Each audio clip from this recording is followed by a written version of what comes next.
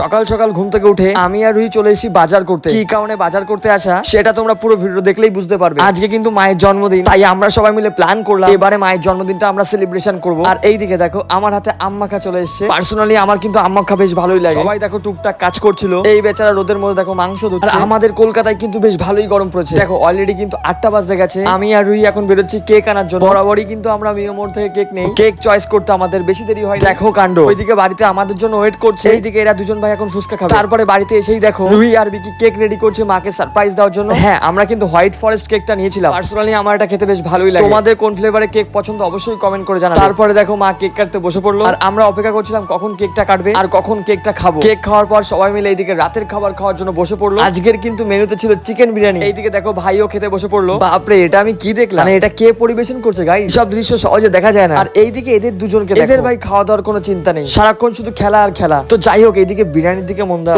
ভাই যা টেস্ট হয়েছিল না, মানে কি আর বলবো। আজকে সারাদিন খুবই মজা করেছি। ভিডিওটা কেমন লাগলো অবশ্যই কমেন্ট করে জানিও।